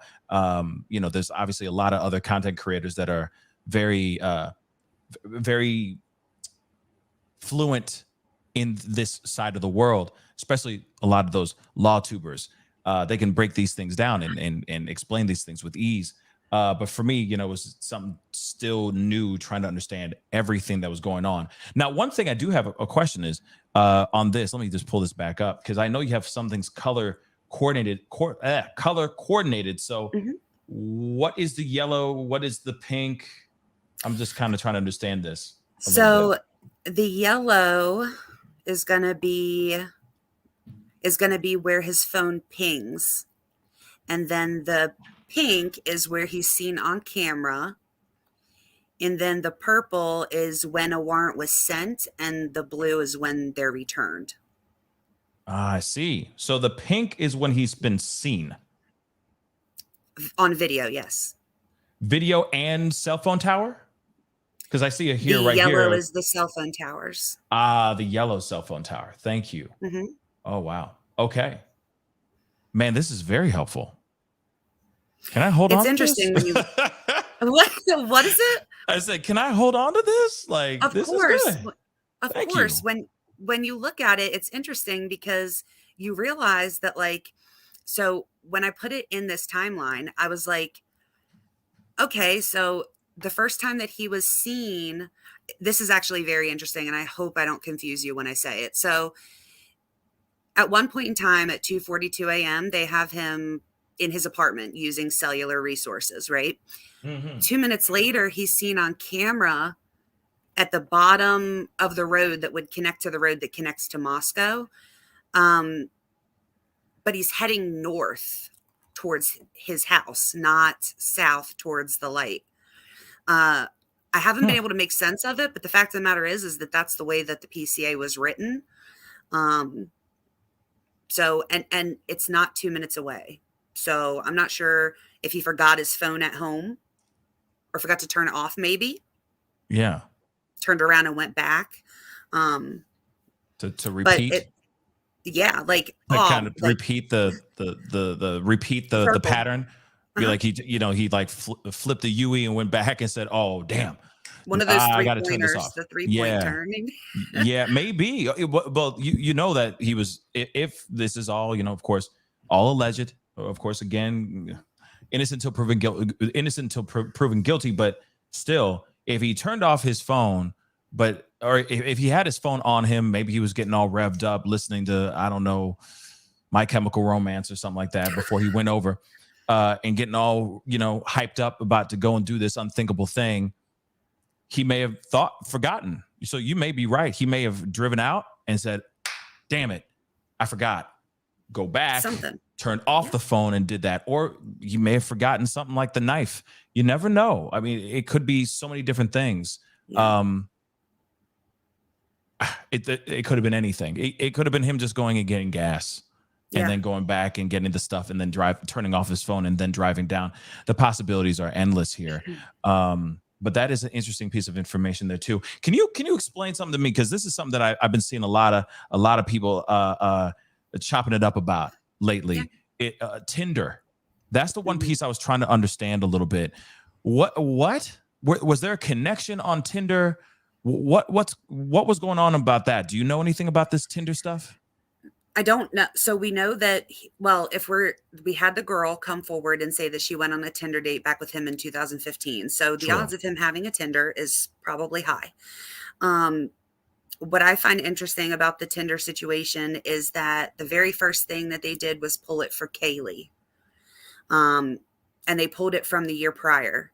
So they pulled Kaylee's Tinder and then they got it back. When they got it back, they sent out another warrant for 19 redacted usernames.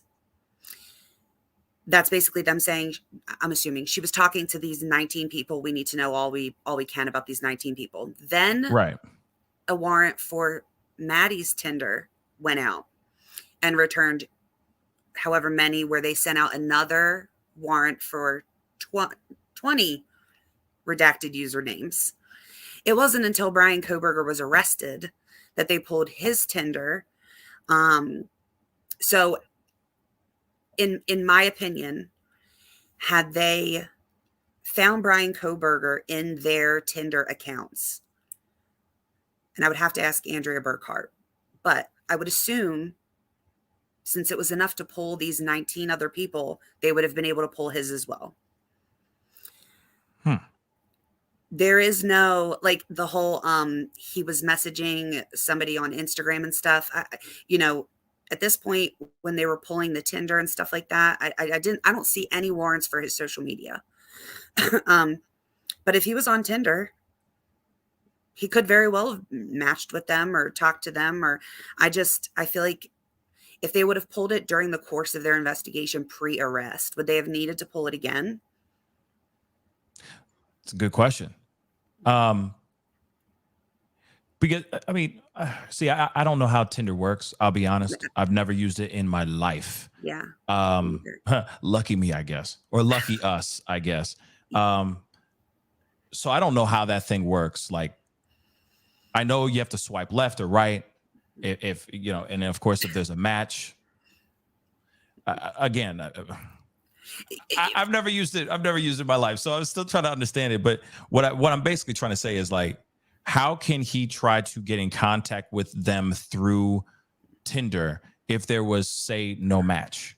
Does that make sense? I believe they both have to accept the match, and someone can correct me if I'm wrong, but I think that if you match with someone and you say no, or swipe whatever way means no, and they swipe whatever way means yes, I don't think that you can message each other. So okay. But if you really think about it, so think about, I'm not harping on anybody's looks.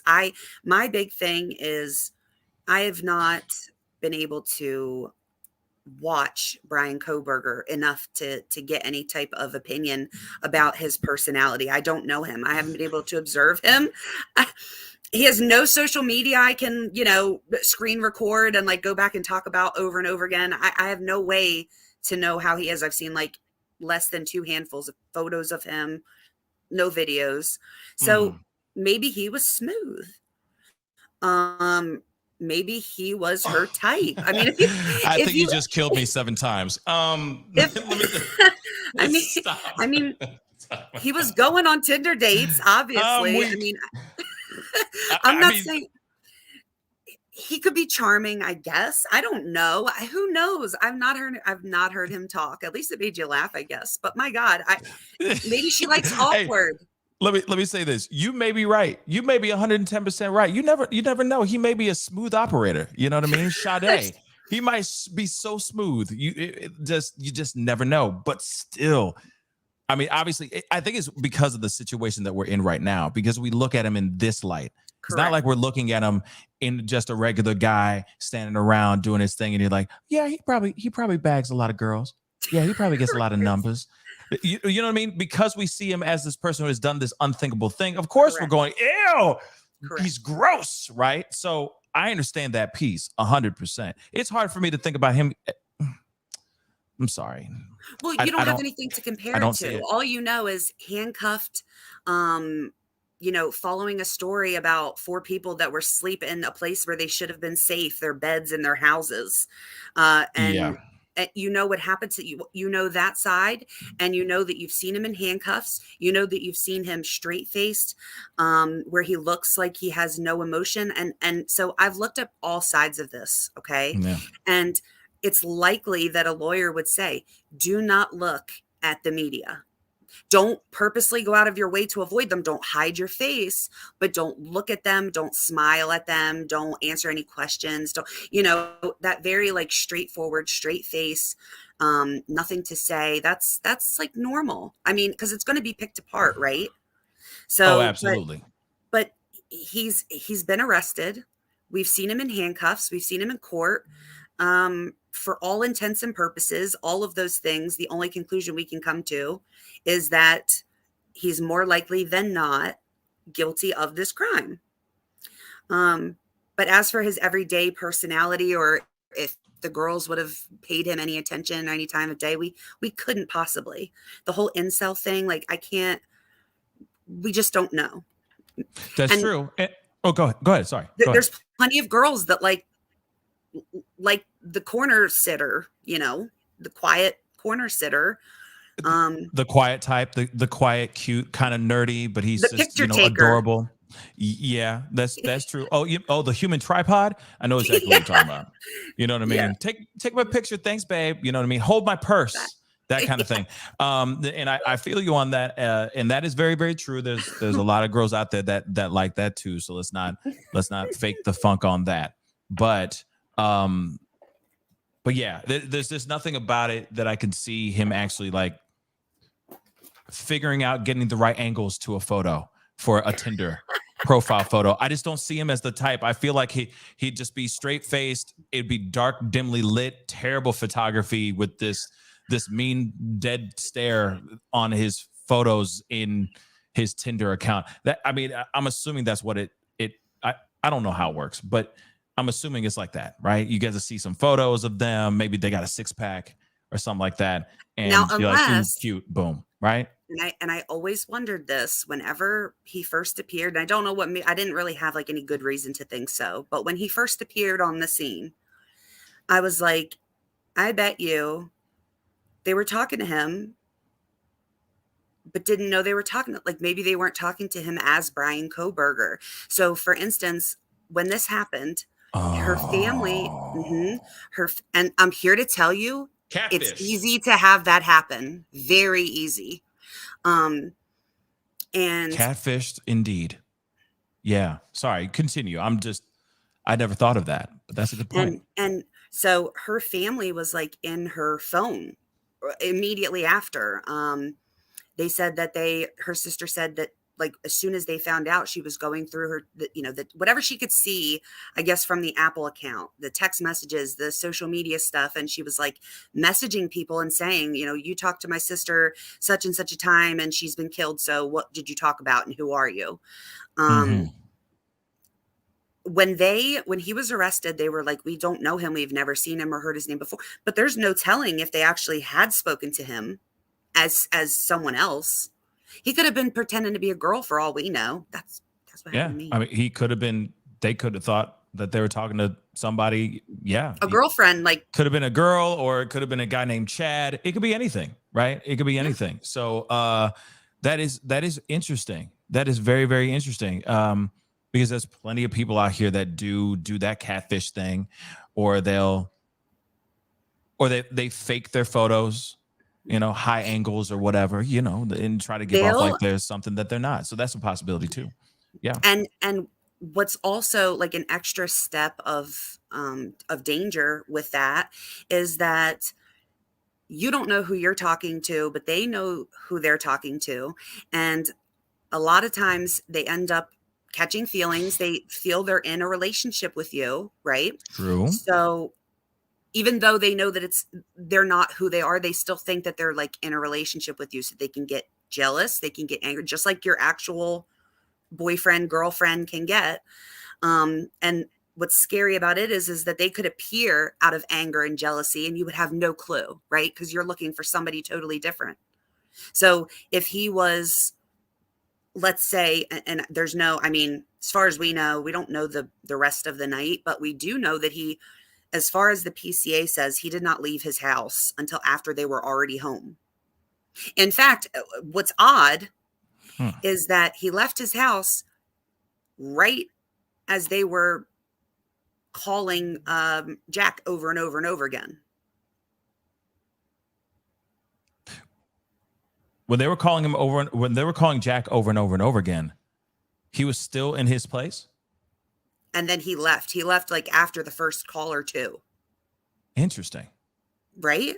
So instead of it being a situation of like, because there's been that theory of Following maybe they were calling because, excuse me, because somebody was in the house and they were scared, so they were calling Jack. That does not match up to that theory at all. So they were calling because I don't know. Obviously, we've talked about that quite a bit, but it could be a thing of, you know, she could have been like, "Oh my God, I'm sorry.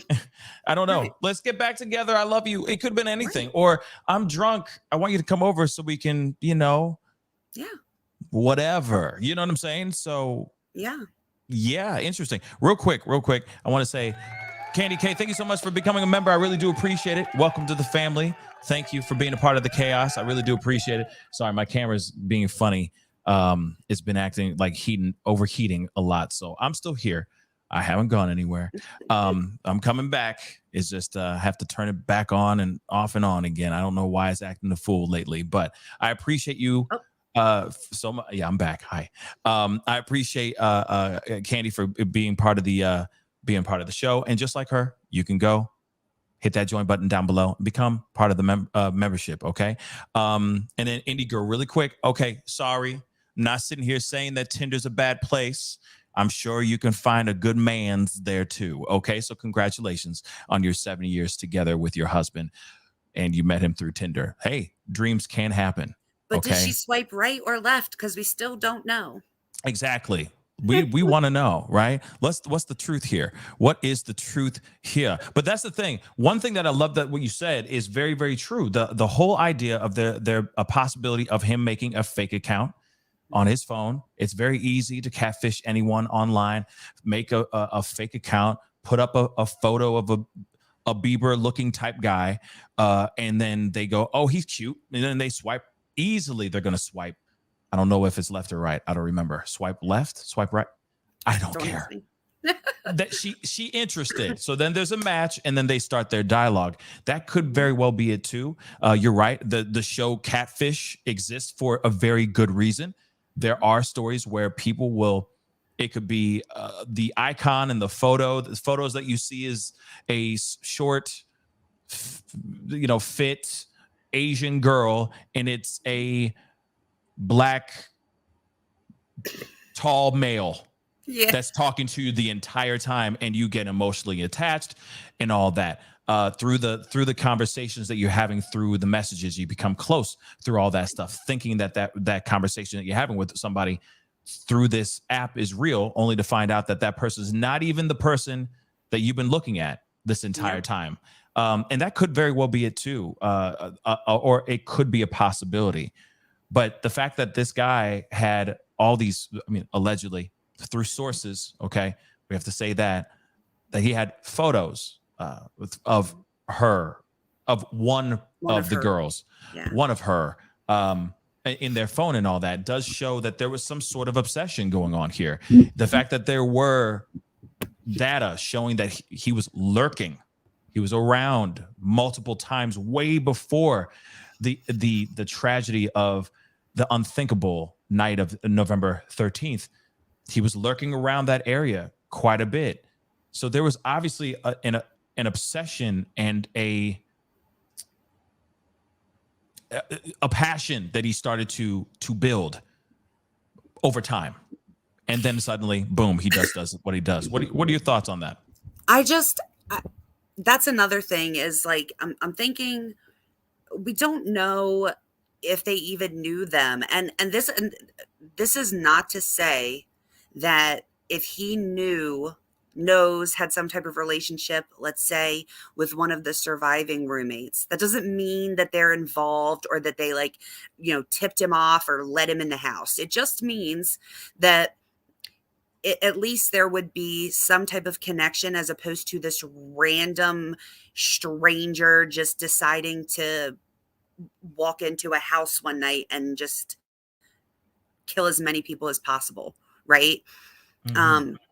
But we don't know. I mean, he could have known them. Here's another thing. We're talking about, at least 12 times that he pinged in the area prior to November 13th. But was he going to parties in the area? Was he going to the neighbors? There's a huge apartment complex next door. Was he going to their house? Yeah. Go see them. Maybe he, it's just, we haven't heard from Bethany at all. No, we haven't at all. I was heard shocked. I've heard some things. Somebody, I had a source hit me up talking about how he ran into Bethany around New Year's Eve. It's a very interesting story. I might bring him in to talk about it, but the thing is it's so small. It's such a small thing, and I don't want it to be a thing where, because everybody's obviously very hyper focused on what Dylan did, what Dylan didn't do, why the 911 call wasn't made at a specific time, so on and so forth. And I get all that piece. I get the concerns and all that, but at the same time, we haven't heard anything from Bethany at all. She hasn't said not one peep, but there was a public outing that I heard. Again, like I said, I've been on the fence about bringing this person on because I don't know if I want to bring some tabloidy crap, if that makes any sense. And sure. I get that she wants her time like away. She's been hidden for a very good reason. So I'm like, all right, let me just let that ride. Let me let that rest. But it is wild that we don't know anything from her perspective so far. I was quite shocked to read the PCA. And so do you remember for like the longest time, they were like, Xana and Ethan were seen at the Sigma Chi house from 8 to 9. And people were going back and forth like, I think they're just saying that that's when they were seen, but they were still there till 1:45 or whatever it was when they went home. But then other people were like, well, they're asking if anybody saw them like on their way home or knew anything about the paths that they took home. So to me, that sounds like they left at 9 o'clock and they don't know where they were. And then you have her dad saying that she was home when he talked to her at midnight and they were watching movies. So to find out that the person that saw her and him at the party was Bethany really shocked me. And I also wonder if that's like, were there more people that saw them there? Was it even like a party? I mean, I've seen the invitation or was it like a small gathering of boyfriends and girlfriends or whatever. But I was very surprised to see that she was the one that saw them. And she's the one that said that they left at 1:30 or 1:45. And then she totally disappeared from the entire document. Yep. Gone. Bloop. Just disappeared. To me, I'm still trying to understand that and why is she being protected? What is it about it? Why is she being protected? Or it could very well be, let's be real, let's get down to brass tacks. It could very well be that she didn't see anything. She didn't hear anything. She wasn't a part of it at all. All she did was wake up and walk right out the door. That could very well be it too, But yeah, go ahead. Yeah, she was separated for kind of like how we thought before that they were both separated. It would make sense if she was like totally separated from the entire situation that was one floor above at the closest. Right. But but also, was it doing this before I joined? Like, is it maybe too much? No. It was doing this earlier on my show earlier this morning. Okay. I think the room gets too hot with all these lights and all that, and it just heats up the camera, and it's just been doing it today for some weird reason. But you were saying, I'm so sorry. But they I thought that, but anyway, but then like when you get further down in the affidavit, it says that they used a combination of both of their statements and forensic downloads of both of their phones to determine when the homicides had occurred, which I'm also a little bit confused about. So maybe this is standard, but I wouldn't want to give myself an extra 5 minutes to raise some type of doubt of some sort. So, for instance, he's seen on camera, the last time he's seen on camera is at 4:04. Then he's seen again on camera at 4:21. I'm gonna pull it up so I know this for sure. Then he's seen on camera at 4:20 speeding away. The car's seen speeding away. They then say that the time of the homicides was between 4 and 4:25. So that's 4 minutes before he was no longer seen on camera and 5 minutes after he was seen speeding away. My concern between that 9 minutes on top of Dylan, I'm not like used to saying their names over and over again, on top of Dylan saying that she thought it was Kaylee's voice, and the police then saying, but this could have been Xana because she was awake and on TikTok, which I felt like kind of called into question her credibility, when really I was like, she would know Kaylee's voice. If she thought it was Kaylee, why wouldn't it have been Kaylee? I'm concerned that it's going to come down to, well, maybe he was in the house, but you didn't see him hurting anybody. So could they have been hurt from 4 to 4:07 and he walked in and saw it and then he left? Or could it have happened in the 5 minutes after he walked out with somebody else in the house with him and he said, I'm leaving. And then they did something and left. Yeah, I mean, so that's one piece that I'm still trying to figure out for myself, because it does the timeline of the food, how things were all kind of displayed. It still makes you still wonder, where is this coming from? How did it go down? I mean, obviously we already know that the food was ordered. Was he in there all that for that whole time? Was he hiding in a closet somewhere? Did he just walk in after the food was delivered, right behind Xana when she got her Jack in the Box order? It just seems a bit weird. Or did he just go through that sliding glass door on the porch on the second floor, and then just ran back out how he did when allegedly, from what Dylan has said? The timeline is weird. How he is in there, or allegedly he's in there. He does what he does on both floors. And let me be real. If you are skilled with a knife, shoot. If you're just even decent with a knife, there's a lot of damage you can do very, very quickly. If you know where to aim for, if you know how to use it, it is a knife. It is, I always say, get worried. Like, what I've learned from Krav Maga and my mixed martial arts background, they always say, whenever it comes to a weapon, yes, a gun is dangerous, but a knife, especially if somebody's somewhat decent with it, can be even more dangerous than the gun. A gun can run out of bullets, and then now it's a paperweight. A knife never runs out of ammo. If you get cut in the right spot, you could leak out and be gone within minutes, sometimes even seconds, depending on where you're getting cut. So to me, I look at that and I go, okay, you could go through a house, maybe, if you're that physically fit, if you are catching some people off guard and they have no skills whatsoever, they're just kids. Let's not forget that they're just kids. It could definitely make, you could definitely do some real damage with ease. And I hate to say it like that.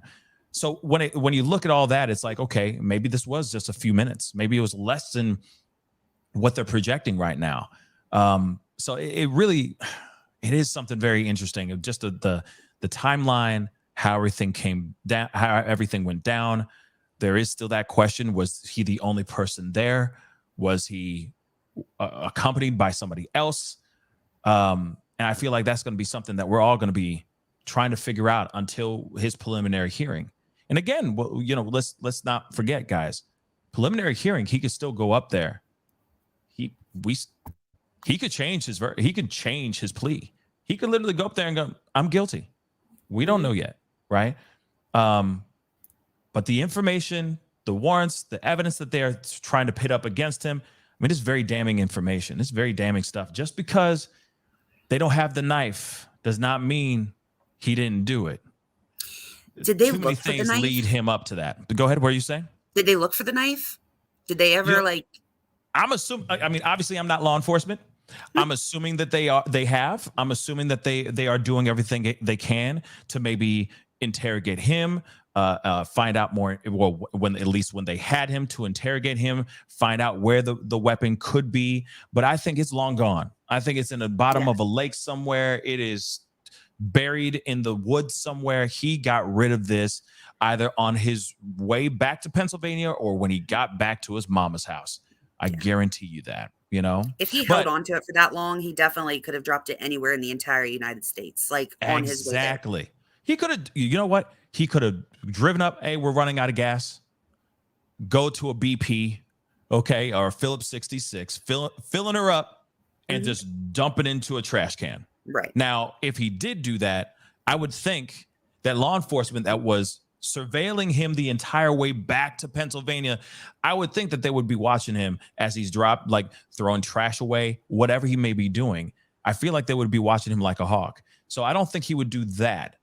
But I do think that if he had time on the road, or when he got home, he had plenty of time at home to just go hike into the woods somewhere and bury this mother lover, But Sleuthy, I do appreciate you coming on at such last minute like this. I really do appreciate you coming through and being a part of the conversation. It's nice to have you on. It was nice to finally meet you. I've been watching your stuff on Twitter like crazy, so I do appreciate you being here.